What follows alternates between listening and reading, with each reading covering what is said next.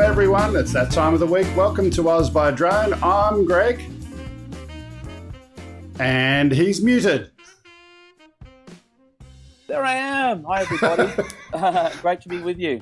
I'm John. Yeah, absolutely. We've got a great show this week. We've got all of our regular news, and we're going to also talk to a guest, Rich. We're going to talk about a bit of a compare and contrast between photogrammetry in the USA versus Australia. A little mini workshop. John and Rich are going to compare those a little bit later. Going to be fun. Before we do, what's been happening for you this week, John? Good stuff. I've been doing some approvals and going crazy, working through those CASA regs again. And I was having a look through the latest one on flying within 30 meters of people with micros. So did you say CASA regs? I see Lloyd's already snoring in the background there. Yeah, that's the indicator. He's gone. But it looks like the FAA now have got a pathway that you can have micro drones within 30 meters of people, provided you contain rotating parts. There's a problem. If you've got to put the propeller guards for the Mavic Mini and some of the others, they go over the 250 gram limit. So it's going to be interesting to see what happens in that space, because obviously to meet those requirements, you've got to contain the propellers. Any chance of lacerating skin is the marker. So that's been interesting to read through that, see where that goes. One day it might come up to, a kilo, where we can fly a 1 kilo aircraft and have those. There's a simple answer, There's a simple answer. You've just got to have rubber propellers. Rubber propellers, there you go. That won't lacerate the skin. Yeah, absolutely. We're going to get into our show, but it's interesting you talk about the sub 250 gram category. Our first news story is going to have a look at something new in that space. But just before we get into everything, if you're watching today for the first time, thank you for coming to join us. Please do click the subscribe and the like button. It helps other people to get visibility of our channel if YouTube thinks we're a young, vibrant channel with young hip-hop people that, well, maybe we're not that, but it's all good. We failed that one. Yeah. Okay, so let's kill the music, and we're going to go into, as my mouse stops moving across the screen, that button there. And we're going to have a look at the news. What about our AirData UAV? Absolutely. OzByDrone is brought to you by AirData UAV. Is your drone healthy, or is it about to surprise you on your next flight? Don't wait to find out. Discover under the hood information and review the early signs of problems before you take off again. Use the discount code OzByDrone20 for a 20% discount. There is a link to their website in the description. And don't forget also, you can get a free version of that service. You don't have to pay anything. Go and check it out. Yep. So our first story today is the Zeno. You've heard of the Zeno, I'm sure, John? Yep. I've had a fly of the heavier one, the one that's more like a Spark or something, a bit bigger than this one. But I think this is a new one, right? It is absolutely the ultra lightweight husband Zeno Mini Pro. They had to call it a mini, didn't they? A looks familiar. 249 gram drone that looks like a solid DJI Mini 2 competitor on paper is now available for pre-order in the US. It comes with a 1 1/3 inch 48 megapixel CMOS camera that films at 4K at 30 frames per second. But here's the good one. The drone can fly for, wait for it, 40 minutes on a single charge, which means that it gives you an extra 9 minutes of playtime compared to the Mini 2. I wonder how far you can fly it, interestingly.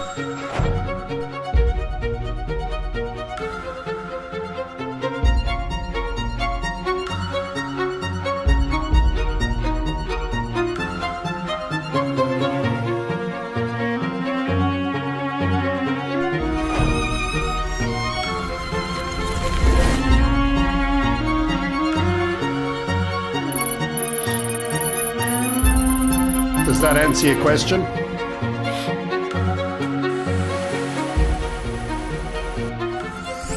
Well, that's a good starter, isn't it? Yeah.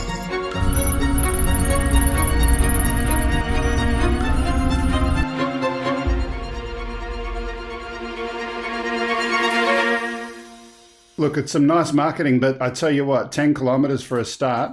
You've got 4K 30 frames per second. The flight time and one that people are, unless you're a video person, you won't even think about it so much. HEVC. You familiar with that codec at all? Yes, I am. I've heard of that. Yep, for sure. Basically packing more data in so you can get a higher quality if you're live streaming, for example. And they didn't actually say live streaming. That may only be for recording, but if it's available for live streaming as well, that's going to be a really nice one. It just shows how much interest there is in this micro market. You know, I think we're going to see a lot of that now. Registration coming all throughout the world, and 250 gram not having to be registered in most countries. It's just going to see it explode for sure. And that's a pretty strong aircraft. What's interesting about the Mini 2 DJI was the controller. One of the strengths of that aircraft was the fact that they use the air controller, and it's a great unit for flying the airplane. Well, I believe options eventually to have it by the smart controller fly it. I wonder what the new husband has got in terms of a controller. Yeah, have to wait and see. But it does the job. Yeah, so specifically, let's just review what is CAS's current and your predicted future position on sub-250s in Australia. Well, what we had originally was we had a 100 gram limit where the 30 metre rule didn't apply. When they changed the micro category up to 250 grams, of course, we had the 30 metre rule. So that's where we're at the moment. You still can't fly a micro within 30 metres, in this country anyway, from people not involved in the operation. So we're just talking the FAA is moving forward with having containing the propellers. We can see that happening here, I reckon, too. CASA have already opened the door to that happening, and also operating more than one micro aircraft at a time. Now, this allows the swarm technology, which has been sort of struggling to get a foothold because of the limitations inside legislation about flying more than one aircraft at once. So, yeah, few interesting things there, because micros just aren't these two aircraft, the Mini DJI. When you get down to swarm technology, there's a lot of aircraft in even half that weight that are doing amazing things. Yeah, absolutely. Let's move on to our next story for the moment. Wake up, Lloyd. We're finished with CASA. This one is titled Skylink, and Air Market have carried out a successful live demonstration of a system designed to safely operate multiple drones for surveillance, infrastructure, monitoring, and more. Oh, I forgot to edit that little bit out to save some time. There we go. So I'm going to let this play the entire thing, because I think especially with what you're doing, John, and what Rich is doing when he comes in later, this software looked very interesting. Having a look at different risks that I don't know if you currently capture. The cell tower connectivity in the place that you're taking off from, for example. Now, not that that is 100% required, but for some jobs it may be. Automatically cross-referencing with NOTAM data.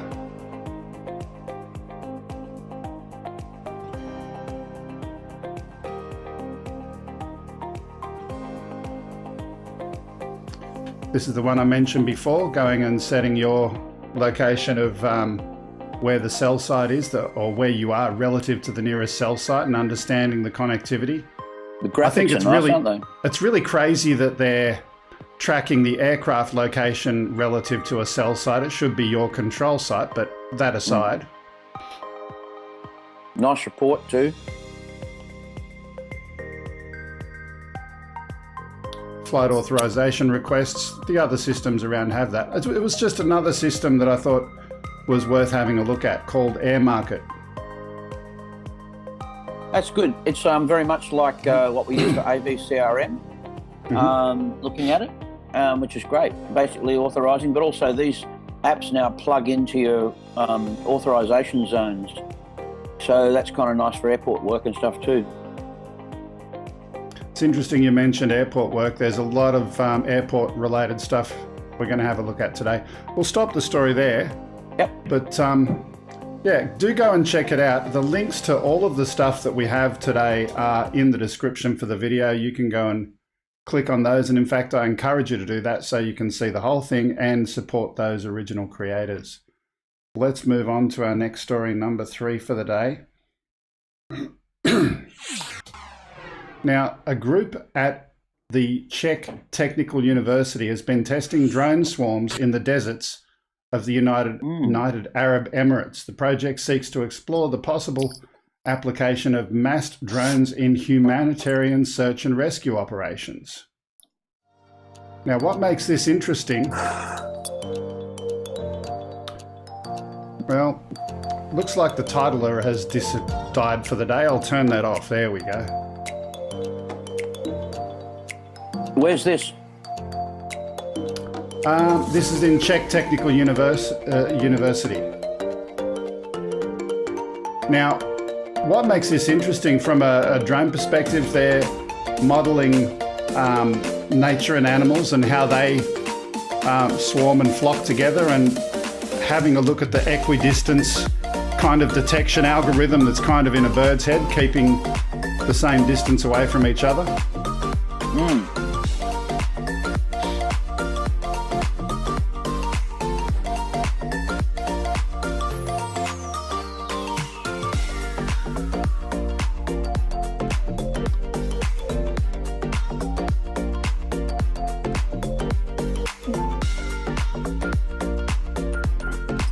So they're testing this in the deserts of the United Arab Emirates. This is the location where they're testing it, but it was a Czech university set of research. Well, it's going to be a nice flow on to our guest this week, actually. Looking at the way we process data that we capture, it's going to be good. Absolutely. So this is the multi-robot systems group at that particular university in Prague, testing drone swarms.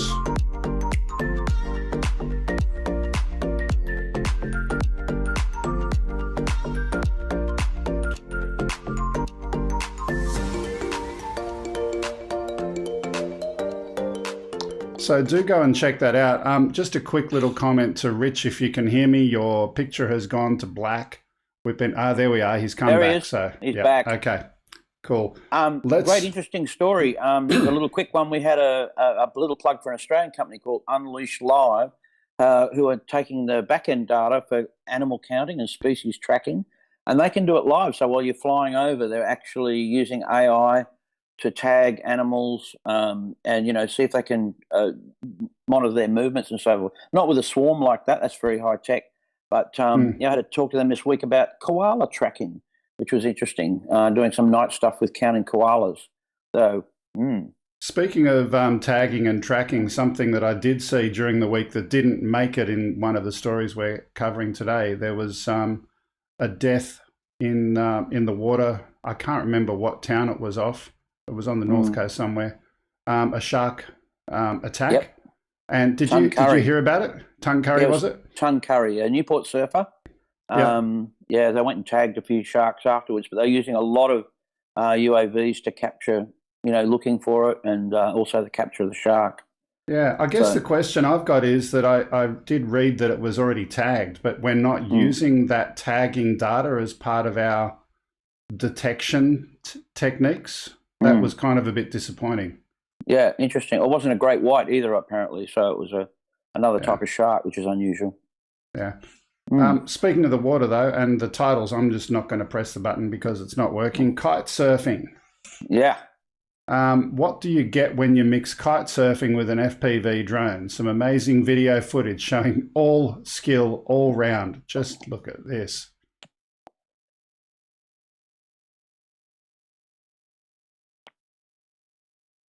Now, we don't have any music with that today. The music I didn't have access to, but the vision is absolutely incredible. Oh, and that's something.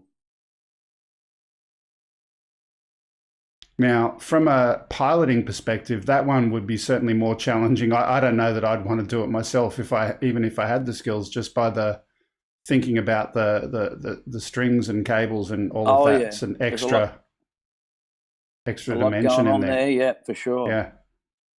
Oh, it's good stuff, isn't it? Wow, what a way to capture it. Yeah. I suppose you can see how high they're flying too, because you can measure, obviously the aircraft's fairly high. These guys are flying up in the air. Yeah, definitely getting some airtime. Big air kite surfing. Fantastic. Okay. We've got, speaking of getting some air, this one is something that was captured by a drone, or I believe it was a drone. No proof of that, but it came into the drone feed, so it must have been. A cat jumped out of a window during an apartment fire in Chicago and survived the fall. It was all caught on video. We think flown from a drone. Maybe he's down to 8 lives when he survived the fall unharmed. Watch this. Here we go. Roll the video. Flying cat. I'll get it out. This is a lucky cat in the Inglewood neighborhood. Fire at the apartment building at 65th and Low. This cat will jump several stories. There it goes. Oh. Boop. Yep. You can see the cat leaping out of the window, bouncing on the grass, and just walking away. Oh, we slowed it down here. The Chicago Fire Department shared this on Twitter and said that the cat was fine. As far as the fire goes, that's out now. No one was hurt. That's a long way to go. It is. You can hear the people. They're screaming. They're incredible, aren't they? We've talked about this in the newsroom. I want to share this. Now, look at the way he flattens himself out. Let's kill that for now. Is okay. Okay. The way he flattens himself out and ultimately becomes a sail or a parachute with his own body. And it's interesting that I was watching the other day, the Mark Rober video about his squirrels.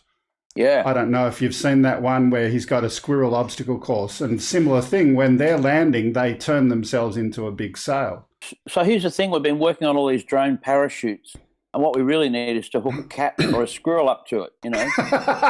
And that would solve the problem, you know. You could just have the cat hang on. I was actually going there because if you've got your gap in the X part of your frame, and you had something that was inside that frame that you could bring out to effectively form a sail. I think you got to talk to the cat about this first. I mean, there's got to be negotiation going on first with the cat, I reckon. Not going to be happy. Yeah, but do you see that would? Do you think that'd fly? Pardon the pun. A flying cat. I've seen a cat turn into a quadcopter before from a taxidermist. That was interesting, but I don't need to see it again. According to Ken Heron, who just gave you a $10 super chat, that was almost catastrophic. It was did you say it was a catastrophe? Yeah. Catastrophe. Well, catastrophic. We're not at I the read joke. it wrong. Okay. We're not at the joke but section anyway, yet. Thanks, Ken. Yeah, Ken. So, Ken, I've got to, being the person that you are, of course. Okay, moving right along. Okay, the next one that we've got. Guest. Well, we've got one more, or is that it? Good. Hang on, as I scroll up here. No, that's it. We've got through story number 5. Let's go bring in our guest. Hello, Rich. How are you guys doing this evening? Well, morning for you. We're doing fine. Now, just briefly tell me, Rich, what was your surname? How do you pronounce it, first of all? Because it was confusing for me. Rich Charpentier. So, Charpentier. And if you're in Canada, Charpentier. Charpentier. Right. Okay. Yeah. But I'm a little far away from Canada now, down in Arizona. Okay. And you do some drone business flying, commercial flying yourself? Yep. So the bulk of what we do now is actually commercial drone flights. So, and we're going to talk about photogrammetry, but one of the biggest parts of my business, it's been blowing up recently, is actually doing construction site progression work. So that means video, that means stills, that means time lapses, and in some cases, modeling for the clients as well. Okay. Sounds like a lot of fun, and certainly site progression work. Hopefully construction progresses continually, so hopefully you get an ongoing revenue stream from that. Today, I want to do something a little bit different. Instead of me doing a lot of the interviewing, I'm going to get you and John to have a chat. We'll see if we can bring up the 2-shot there. And the idea is to compare and contrast both the tools you use, how you do what you do in photogrammetry, and maybe the regulations that apply in your country. So, John, take it away. That's great. Look, first thing I want to know, Rich, is, a lot of our photogrammetry work is out in the bush where we can sort of fly these surveys, not in built-up areas. How do you manage doing a survey in a built-up area? Well, so first off, we have a lot of open land here in Arizona as well. So a lot of the requests I've been getting lately have been raw land sites getting ready to start builds, both residential as well as commercial properties. And when we start looking at the more denser populated areas, especially where I'm at, a big part of Prescott, Arizona is within 5 miles of KPRC. So doing Lance requests or looking for longer term authorizations, which is something that I'm looking into now, because we have a lot of new construction literally at the end of a runway. So that actually becomes problematic, and you have to set up the authorizations, put in the requests, talk about, you know, your safety procedures. So a lot of the builders who are in the proximity to some of these airports right now, they're still not using drone services. I've actually noted with some of the new builds in our areas that realtors do not have drone imagery, and the reason is because they've got to take those extra steps. And so most of my clients, fortunately, have been either within Lance, the low altitude authorization notification, or they've been outside of that radius. So one of the new clients I picked up is 27 miles north out of town and uncontrolled airspace, which makes life really easy on me. Very easy, yeah. So jumping forward into the workflow, do you work with a surveyor? Do you have a licensed surveyor that tags and positions all your data? At the moment, we haven't had any requests from clients for 3D modeling. So we have had orthomosaic requests. Very happy to work with surveyors. And I've actually been trying to get in with a couple of the survey groups here. In the meantime, though, what's interesting, what I'm getting more requests from construction companies and investment bankers, venture capitalists who are backing these projects, is they want time-lapse series. They want to be able to see what's happening with the projects. And in the case of a lot of these folks, one of the big things is time savings for them, not having to come in and check the status of the projects. So instead, they're having us do regular flights of the projects. And, you know, it's saving them flight time, hotel time, out of office time.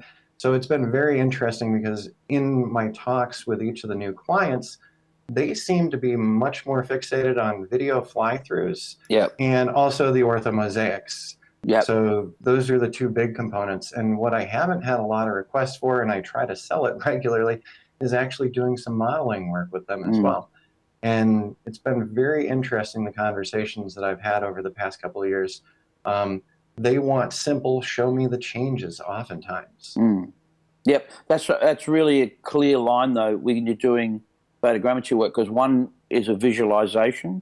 So an ortho or a video or whatever is just visualizing the survey area, and creating the point clouds with a surveyor is giving you the actual DTM model.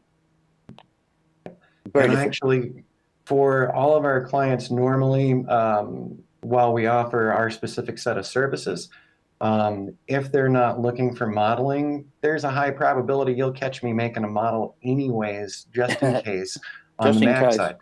Well, and when we actually do our deliverables with the clients, we provide them with their own private web pages.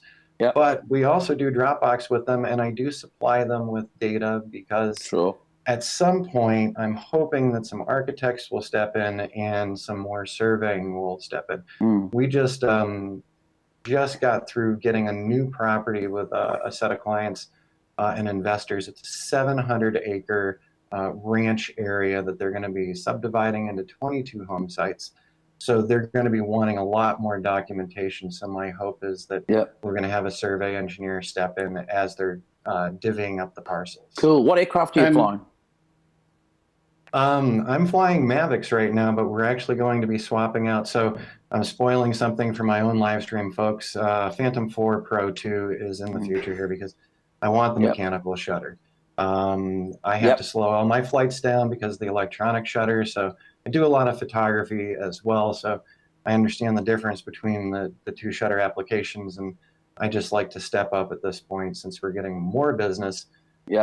I want that mechanical shutter at this point. I think the other thing Can about I just jump in? Can I just jump into the previous question for a sec? When you're going and capturing the data for point clouds ahead of time, even if the customer didn't ask for it, does that turn into them wanting something from that data? And what kind of percentage of time does it? Yeah, so when we're setting these up on the smaller properties, we've done multifamily residentials as well as single family residentials. And oftentimes the customers don't know what to ask me for.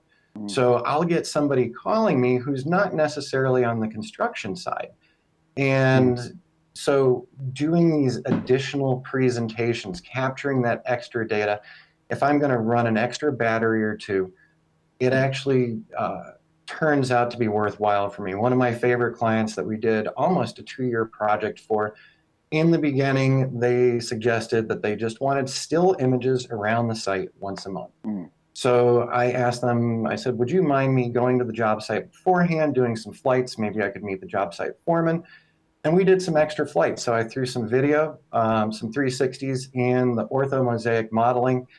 The number one requested thing after the first flight from everybody in that business was time-lapse orthomosaic. So we actually show before and afters from month to month, just to give them that full overview of the 5-acre property. And so it is very worthwhile to spend a little extra time, even if it's a simple model, as a demonstration of their own property. So yeah, sure. It's a little extra time invested, but it's been incredible to me because for some of the clients, that ortho has become everything, because that tells them the story of why they're behind or why they're on schedule.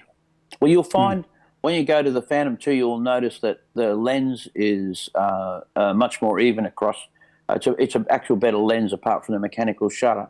We've got a Phantom 4 that we've had the M-lid GPSs on. So we've had an M+, now we're using an M2, multi-band GPS with the helical aerial and so forth, and a base station. So we've made up a sort of a version of the Phantom 4 RTK, but doing PPK. So that's a great thing. You don't need to put as much control out. The orthos are much tighter. The stitching happens much quicker.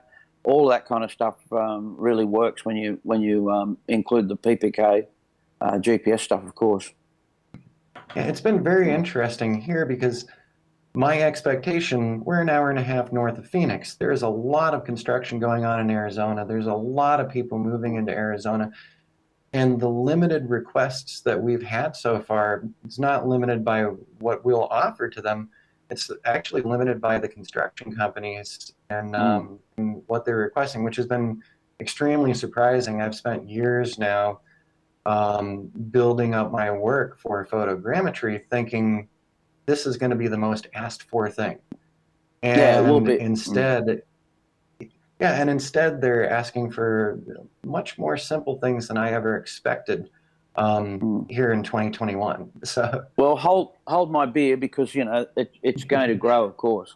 As things go. Have you seen the camera that goes onto the crane at a construction site? So Pix4D have a stitch algorithm for a crane camera. And of course, it makes perfect sense if you want a 3D model a building coming up underneath you. The camera, just while the crane's working day and night, it's taking photos underneath the crane and able to stitch them together. So, that's a nice way to work. Yeah, no, it is. Not much flying. Not much flying at all. It's been, I have yet to see a crane on any of the sites, the camera cranes on any of the sites so far. And I'm actually going to be starting another new multifamily residential here next Sunday. And once again, it was just a very limited set of requests from them for what they can get. So they're going to be getting an orthomosaic on the house. So what do you use to stitch, Rich? What do you use to stitch the images for orthos?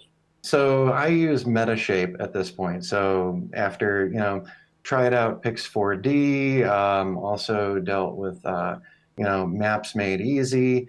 In the end, I decided to go to Metashape so that we could do all the processing here. And I like a lot of the features in Metashape. So, it's a little more hands-on, for uploading your GCPs and things, but it's worked out very well. And the other nice thing with it for people who are starting out, the Metashape standard is actually, it's a reasonable license fee. I think it's $179 now, for people who want to start out with doing some 3D modeling and get their feet wet with it. And that's where I started out with them several years ago now. Cool. Oh, look, I you know, while people are listening to it, and to sort of bring it back to point, if you want to check this out, you can obviously, with a capture app, whether it's Maps Made Easy, Drone Deploy, or Pix4D Capture, take your airplane out and run the software, grab the images, and throw it on one of these programs and see what you get. Absolutely. You know, And just I would give it a go. I always suggest to folks, because I have people on my YouTube channel ask all the time, these are all super expensive, and what do I use? What do I pick? Almost every one of these app makers and then the photogrammetry software makers give you a free trial period. So my biggest suggestion is don't go get all the trials immediately. Get one at a time. Give yourself the time to try it out. Because if you run out and you download everybody's software and they all expire at the end of the same month and you didn't get enough flying time, you didn't get enough testing time. Yeah, it's good advice. So yeah, no, it's you know, it's one of the big ones. Give yourself practice time. And so the stitching software and the flight software, even though these do the grids for you and you can set up orbits with some, you need that practice time of flying those job sites as well. Yep. Just Absolutely. a quick little jump into some of our chat. Surveying rules should be made clear so that you're okay, as a comment from Zebmeet. Drone Shots is saying try Zephyr 3DF for free. It's cool. Yep. So interesting stuff there. We have had previous discussions on surveying rules, and definitely that has been a challenge for some parts of the US with drone operators getting prosecuted. Yes, well, in the US, so each state has its own survey engineering board. So some of the boards are, so it is a state by state. And what you're mentioning, I've seen some of the suits. I know about the suit in North Carolina right now, and I'd actually followed that story from when everything came up for that pilot. And so it is a state by state issue. So one of the things we have a disclaimer on our site. I always have the conversations with all of my clients. You know, we're not doing property lines or things for you. The realtors really, really love property lines. And some of the state survey engineering boards want to keep a really tight rein on that. So even putting up the disclaimers, sometimes you could still get a phone call from somebody. So it's a state by state situation. So for the state you're flying in here in the US, you need to check and see, you know, what the policies have been. Have there been any suits? Have there been any issues for other pilots in your state? Here in Arizona, it seems like they're not too interested or worried about us. Yeah. Oh, look, I think there's a point of difference in terms of tackling that kind of thing. One of the things that we've found. Oops. And John has just had his internet freeze. So I thought it was just me. Hang on a second. No, he's definitely having some fun over there. Look, before how are we going? Am I back? What?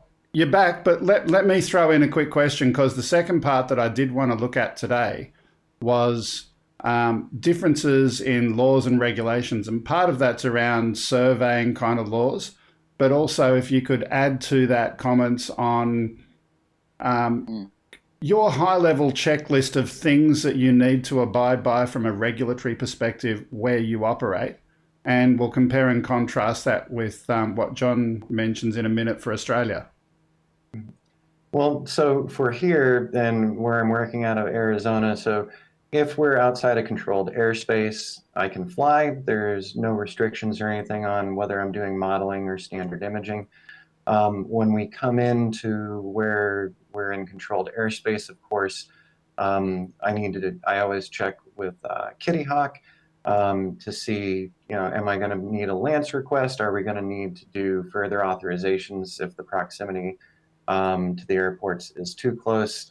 So the authorization process can take some time. You're submitting to the FAA, kind of, you know, before Lance, folks were doing the wide area authorizations and waivers as well. So it's gotten a little simpler with Lance, but once we start getting into the controlled airspace areas, we've got to pay really close attention because also, you know, Sure. if you get an approval for up to 200, but the construction site is going to be needing more, you have to circle back with the FAA to, you know, reapply. So. Coming back to the surveying stuff, one of the things that we've found in our business is rather than try and get all this state stuff, you know, and working across states and regulations for surveyors, is actually fly for the surveyors. So if the work's coming from them and they're doing the boundaries and everything, you're just giving them photogrammetry data to build a point cloud mixed in with their accurate data and sanctioned data, if you like, or approved data. Yeah. Easy way to go. And look, a lot more surveyors are flying these days, we notice, but there's still plenty of room for those more difficult sites, like you say, flying controlled airspace and so forth, where they're going to want an operator, you know, knows what they're doing with all of those things in place, capture that data in that more, difficult area. But again, once you're doing that, you've got the disclaimer. They can make anything they like out of it in terms of a stitch. And as I say, you've got no... we think that that's the business for us, because looking across, you know, providing certified documents as far as orthos and models go, at the end of the day, you've got to have a surveyor sign it anyway. Absolutely. So why not just go to the surveyor and say, what do you need? We'll go fly it. You put your moniker on it, give it to the client. You know, it's going to happen anyway. And that's, and that's what I'm working towards. So mostly we've been dealing directly with construction companies. They've already had it surveyed. So they're looking for that, you know, the information and progression. I will say that one of the suits here in the U.S. that had come up a couple years ago was another North Carolina pilot. And I don't know if it's the same one who's involved in this right now, but they were actually doing work on behalf of a licensed survey engineering firm. And they were still notified by the survey engineering board afterward that only surveyors should be doing this. So they were actually working for a survey company, and the drone pilots still ran into issues with the board afterward. So it's really good to know, you know, if you're in the U.S., what are the survey engineering board's feelings on drone operations in their state?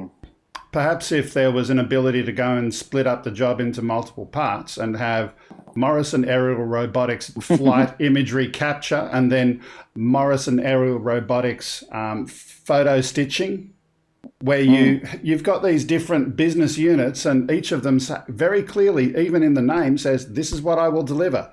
You can buy those things. And then you've got Morrison Aerial Robotics surveying consultancy, where you outsource to a licensed survey only for that component. Maybe that's a way around it.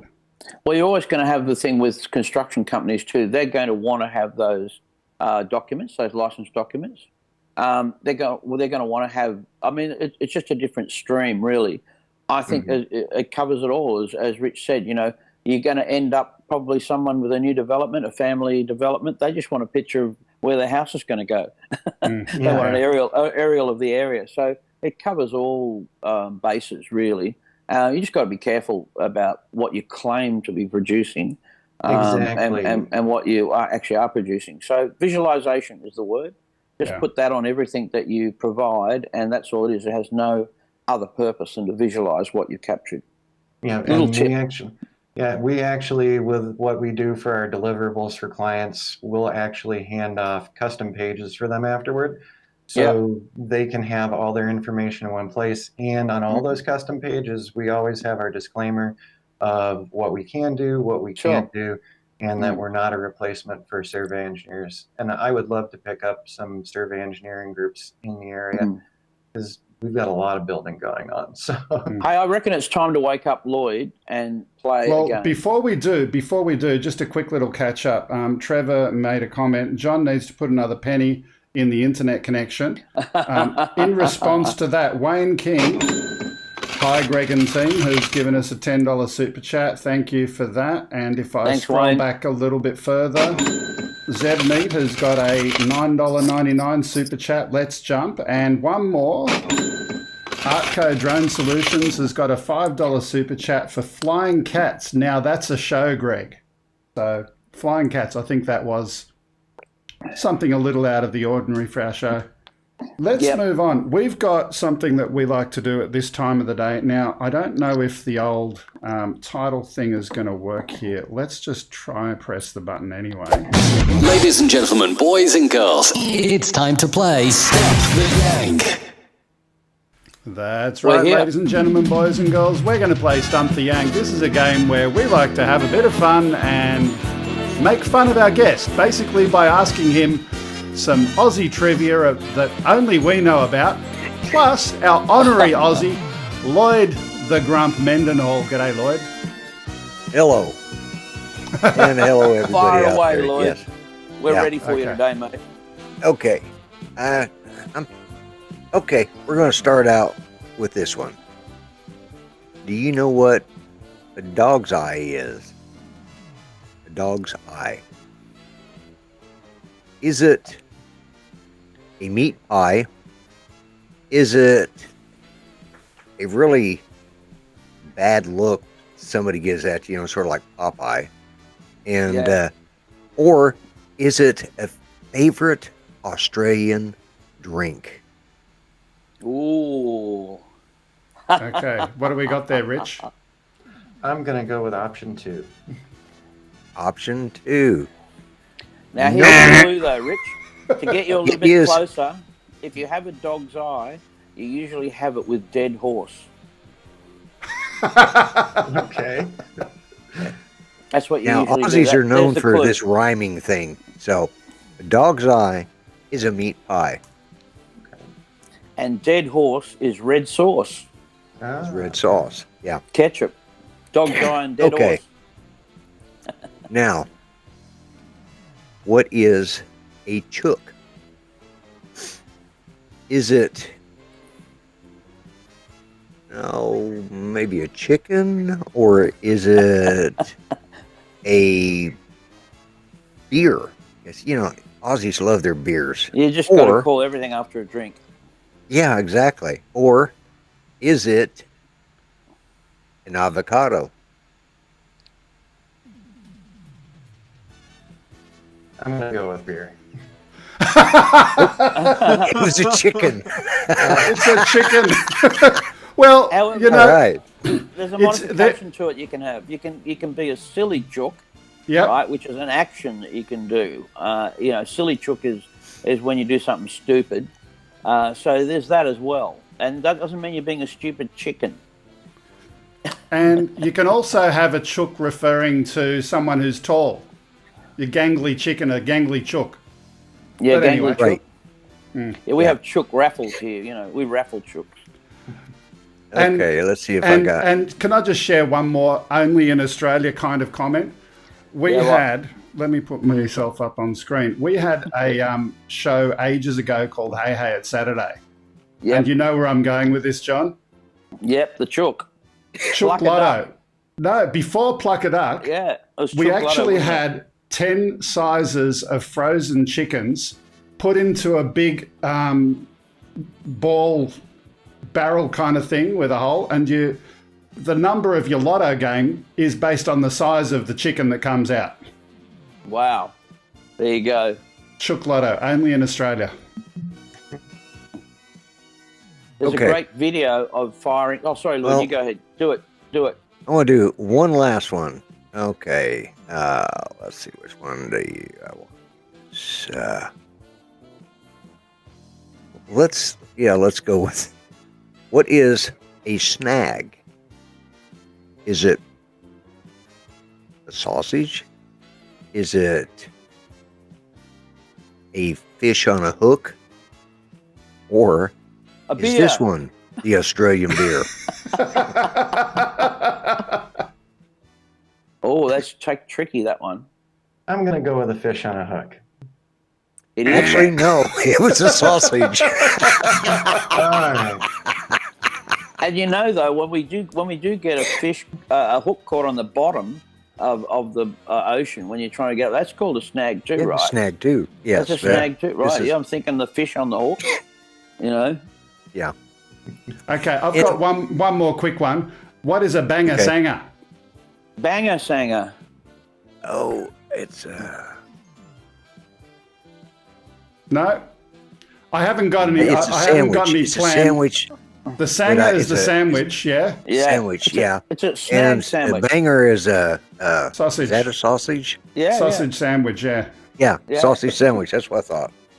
Yeah. Okay, there we Okay. go. Look, there was a little bit of fun and frivolity just because we need to mix it up a little bit. Thank you, Rich, for being with us today.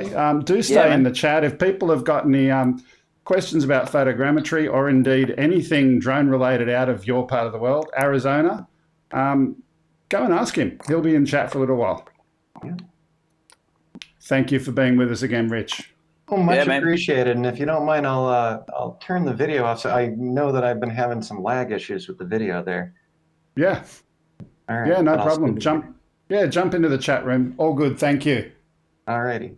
Okay, let's move on. Our next one over here. Oops. I didn't press that button. Okay. Doesn't hurt though. I pressed that one. There we go. Title for this one is Drone Strike. Fairfield Police released footage of a man hitting a drone with a baseball bat during a recent SWAT standoff. Police were responding to a call where it was alleged that a family member was destroying the home and tried lighting the curtains on fire. Police Right. arrived on scene and tried to get the man to come out, but he didn't comply. He was eventually taken into custody. But, John, what are the federal aviation regulations, either in the US or in Australia, that would apply to the following video?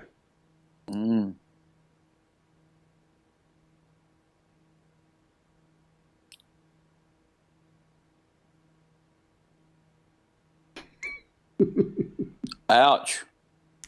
Yeah. What did the poor drone do to him? Play that one more time. There we go. The poor drone. Is it The looking in a humanity. window or a doorway? Yeah, so I think this is a camera from the back window. The back window, yeah. It's, Yeah. Sure. Not a drone camera, of course. The humanity. What did the poor little... think of the propellers. Yeah, I know. Well, in this case, you wanted to know the legal side of it. There's a thing called lawful purpose. So if you were, say, someone's safety was involved, different things take over. So if law enforcement are using it for safety of the family, they need to use a drone to capture images. They want to know what's going on. All bets are off. So I think that would stand up in court too. Yeah. Fair enough. I just thought I'd ask the dumb question. But anyway, No, it's a let's good move question. on. He was actually Lloyd? being charged with violation or destruction of police property over that one too. Yeah, right. Lloyd, is there a reason why we Yes. can't see your face? Yes. Oh, there's lots of reasons. I guess I've got my camera on standby. I just had to interject a little, Yeah, of course. little Okay. information there. So, Okay. Let's have. move on. Our next one, Chicago O'Hare International Airport. Let's pick that one. I think it was that one. No, that's the next one. Try again. Runway incursion. Here we go. Responsible drone pilots know only too well that an airport is not a good place to fly your drone. But if that's the case, how was this footage taken? It was published on the Chicago O'Hare International Airport Facebook page with the title, quote, "It's time for a Friday flyover." Ooh. 30 times zoom? A lot further, actually. Or is that's not flight sim, is it? No. No. Now, they didn't actually publish on their website, but, this sounds like airport personnel going and actually doing this. Let's loop that and play that again. This sounds like airport personnel actually going and taking this footage and sharing it, which is fine.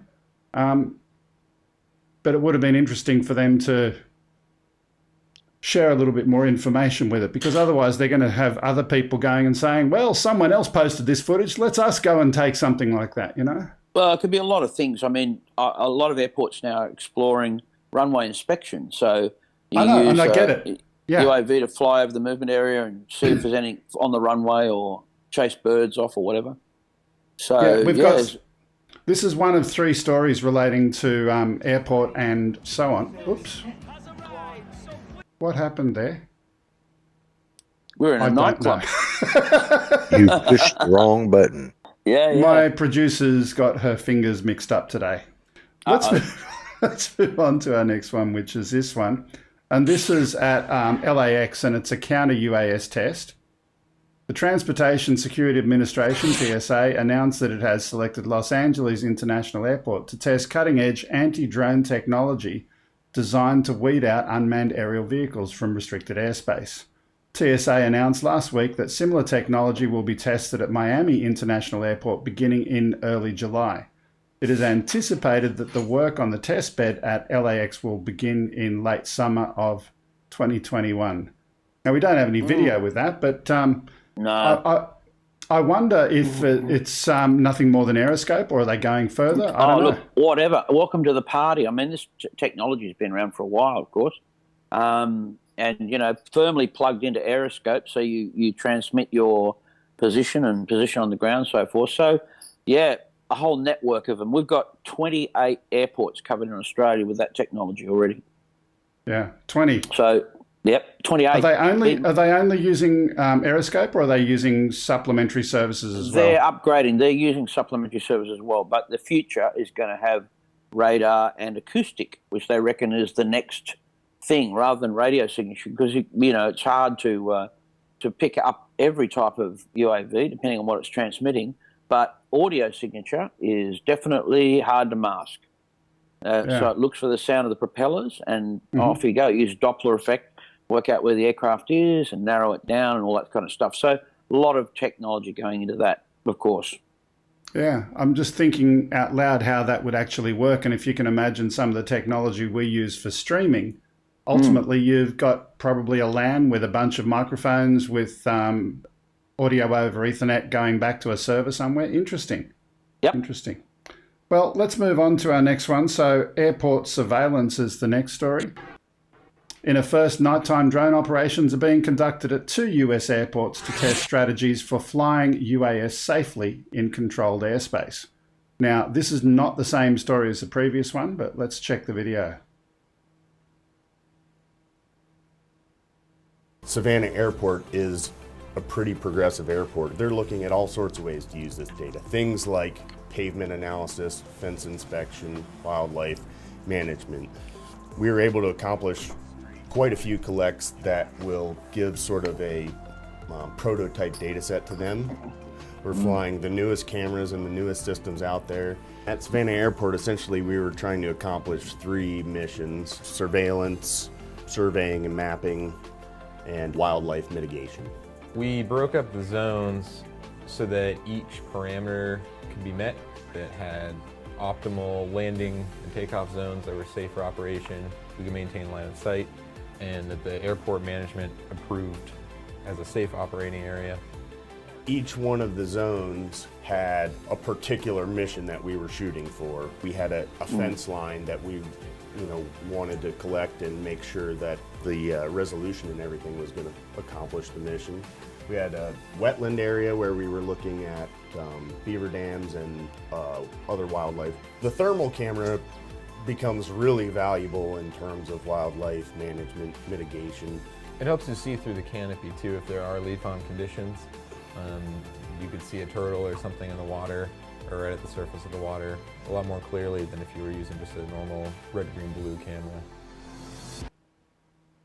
So yeah, that video is much longer than that. I've just taken out a little bit of it to give you a taste of it, but good use of the technology at airports.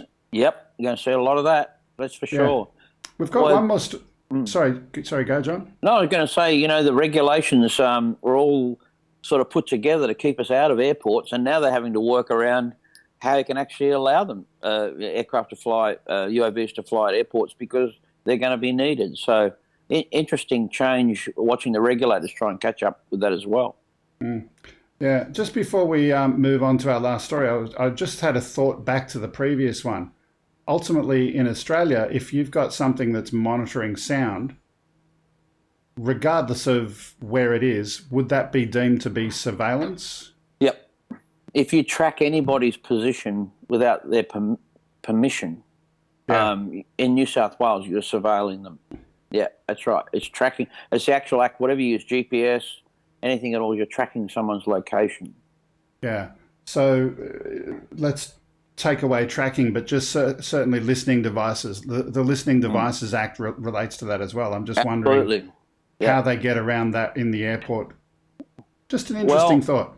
Yeah, it comes down to lawful purpose and law. Once you're flying in airspace, you're trespassing over an airport. So once you're in trespass, that changes surveillance as well. Absolutely, 100%. But I would say that there are people who work in the airports who are going to be going in and around where the microphones receivers for those systems are going to be placed. Oh yeah, that's a whole nother thing. Yeah, just an interesting thought. We've had a couple of people, Zebmeet, commenting who would know about sound. Acoustic, he was pretty amazed by that as well. Zebmeet was interested in that one. To give you a little heads up, if you want to go and look it up, Cloverdale are a company that are developing the acoustic radar. And so I think they're out of Europe, and they've already trialled some of their equipment in Australia, I believe, so down in Melbourne. So that's interesting. Okay. Funkadelic. Now, we've got one more story. Let me go and press the button and see if it works one more time. Now, we've seen the stadium shot last week, and we've got more of it this week. But this time we're seeing how they did it and an audio recording of them actually talking through it. Look at this. This is amazing. 3, 2, 1, go.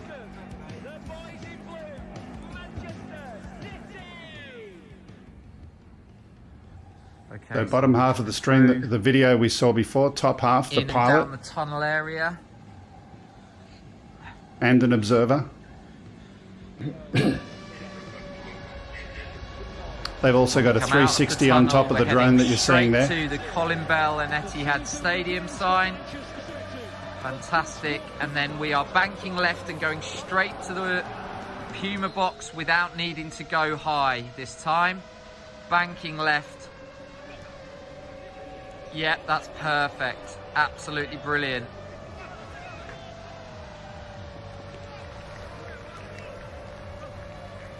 And then we'll find the Puma box and we go in. Luke, you let me know when we are clear. Okay, now I'm going to stop the video there for a couple of reasons. Let's go back to the studio. Back down past the dugout area, please, Andy. Fantastic. Now, I wanted to stop it for a couple of reasons. Firstly, I want you to go and click on the link that's in the description to see the entire thing, right? I don't want their video to be substituted with you've already seen it here. Go and support the original creator. But amazing, just looking at the thing and having a look at them doing that flight. You know, there were some people who said they didn't think it was real and they might have had CG and edited some bits together. This is proof not only of the one-shot take, but of the thinking and the communication that was happening as part of that. That's what that video is about. It shows you, it gives you the insight to how much planning goes into doing that kind of shot. So that's what it's all about. It's not those things aren't freestyle.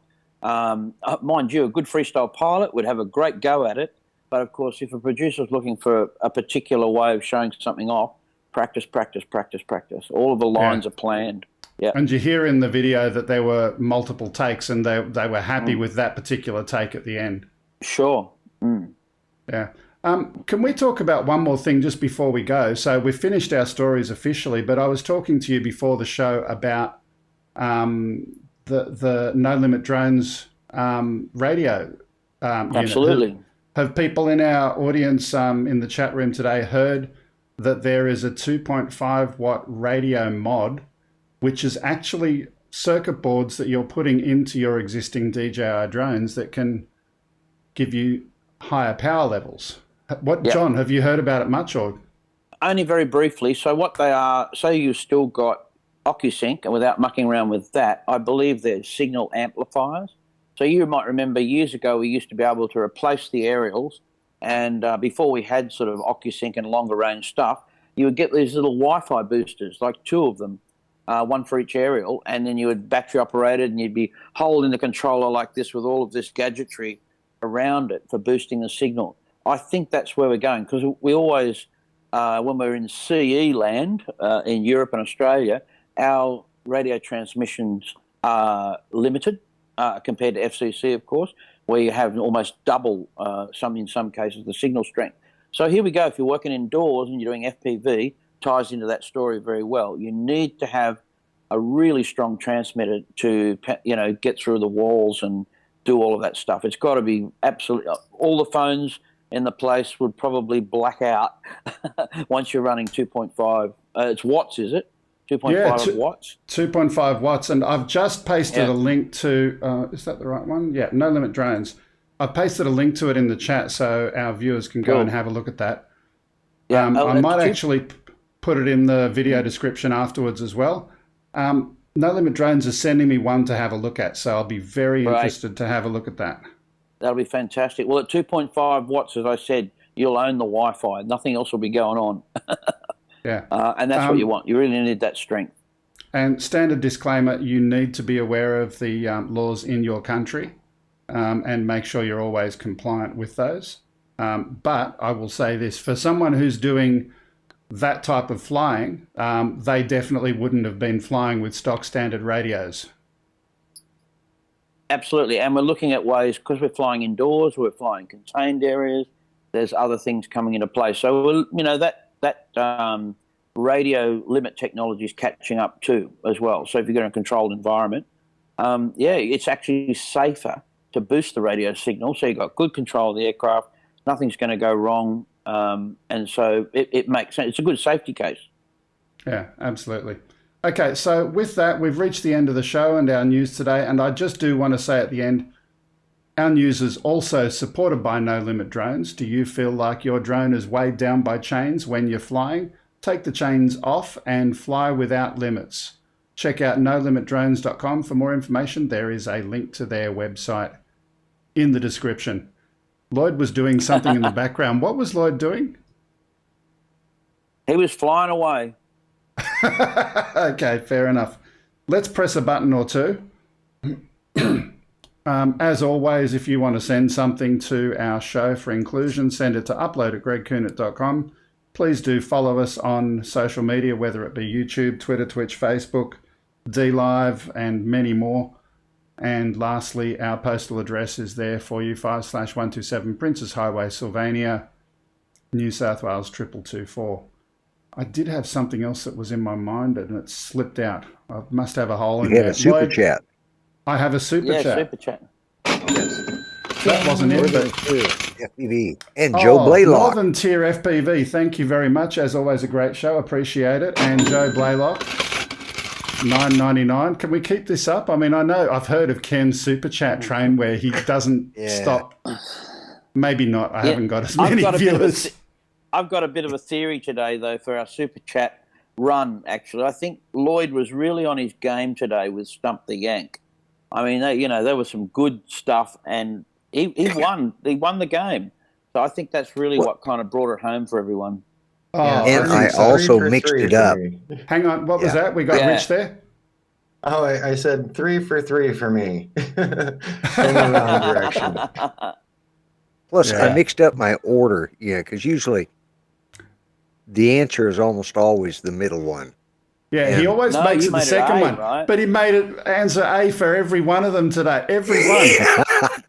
Giving it away. I included a beer question in every one. Well, you got to put that in. You could have a D for beer. You could put beer on every one. A name of a drink, or a way of drinking it.